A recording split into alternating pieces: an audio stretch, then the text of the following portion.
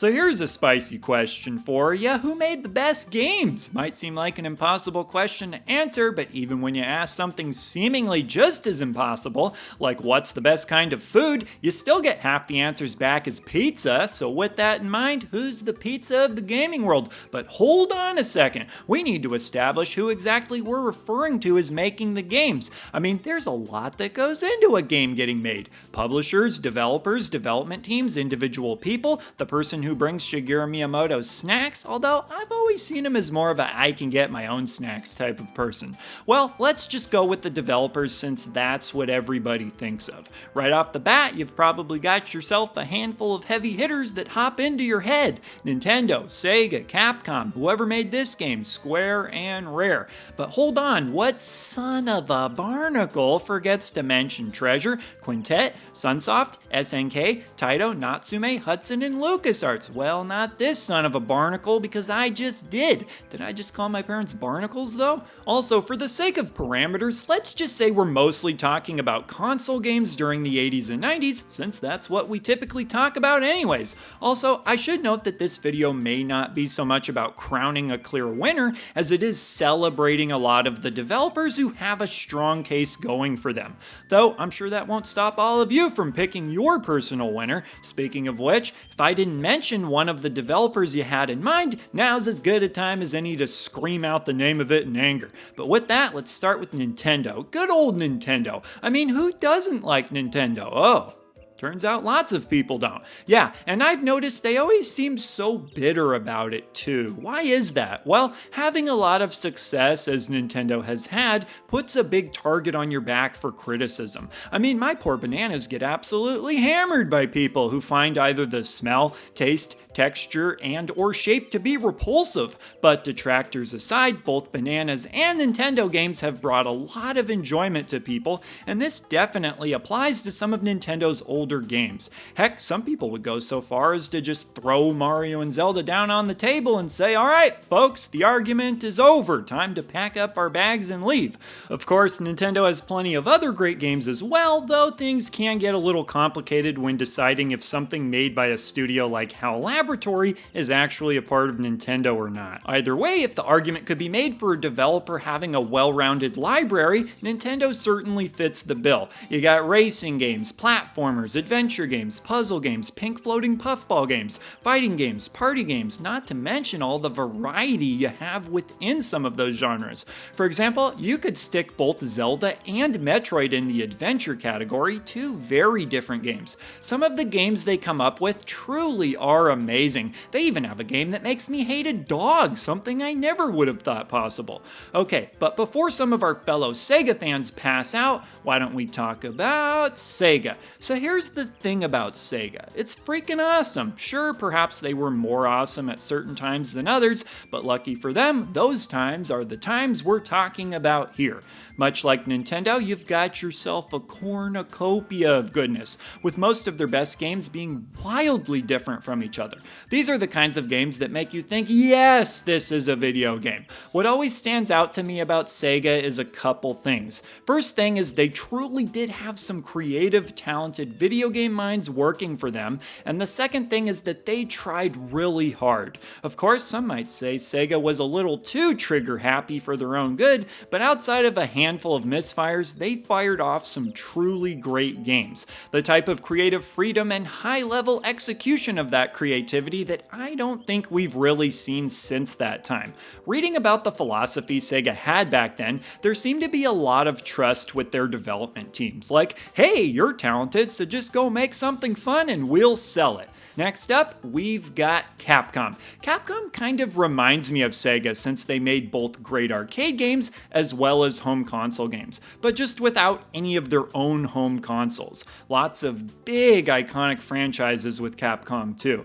Mega Man, Street Fighter, and Resident Evil all being some heavy hitters. Their Disney games always seem to stick out to people as well, and deservedly so. You don't even have to be a fan of Disney to enjoy these games, not that I would know anything about that. The thing with Capcom is that if you liked some of their franchises, you really got spoiled as they made a ton of games for a lot of their series. Heck, even the lesser known Gargoyles Quest series got 3 unique games. I can just picture a meeting at Capcom back in the day where they're planning what games to work on next and somebody raises their hand to say, how about another Mega Man game? To which the response is, you are an idiot. Then the next person to give an idea says, how about 5 more Mega Man games? To which the entire room absolutely explodes in applause. Thing is, it still felt like Capcom was able to release cool stuff outside of their big franchises too. They had a lot of people working for them, and games didn't take as long to make back then. Then of course, if we're going to talk about Capcom, we have to talk about Konami, who I'd say maybe didn't have quite as iconic of franchises, although Castlevania and Contra may disagree with that, but just pumped out a ton of great games with arguably even greater variety than Capcom. I mean, just check out the spread we got here, and this is only a small sampling of what they put out. Again, they had a great presence in the arcades as well as on home consoles, with plenty of great home ports to tie it all together.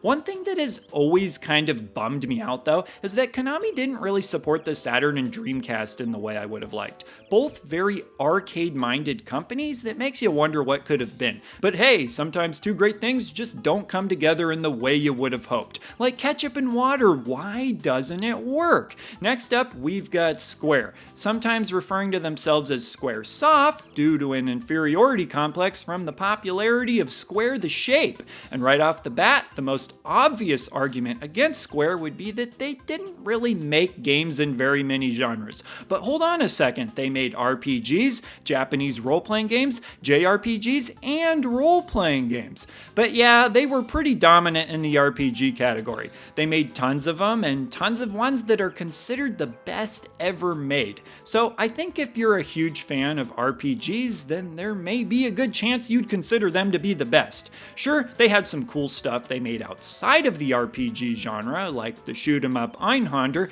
but most people's opinion of Square is going to come and go with their opinion of RPGs. The last company I'd like to focus on is good old Rareware. Perhaps a bit of a biased pick, they've made some of my favorite games ever. Games like Donkey Kong Country and Banjo-Kazooie can always provide me with a quick dose of I feel good now. Of course, Rare isn't a complete homer pick by me, as their games are quite popular with many other gamers.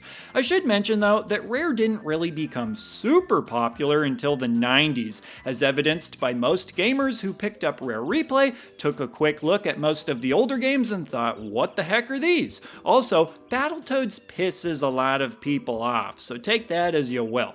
Okay, but all of the developers I've mentioned were pretty big companies with a lot of resources. Is that really fair to some of the smaller developers? Heck, one developer that a lot of people like to root for is Treasure. They broke away from Konami in order to be more creative, and they certainly were. Definitely an underdog that deserves some credit. They made a lot of games too. Something else I'd like to bring up is that I often find the answers people give to these kinds of questions is just whatever they've played. Hey, what's your favorite kind of toilet paper? I don't know, the one I just wiped my butt with, I guess. How are you supposed to know what's the best if you haven't tried everything else? Now, when it comes to games, it makes sense that you'd start to favor playing the games that you like, but I just find it's almost impossible to give an unbiased answer for this kind of thing.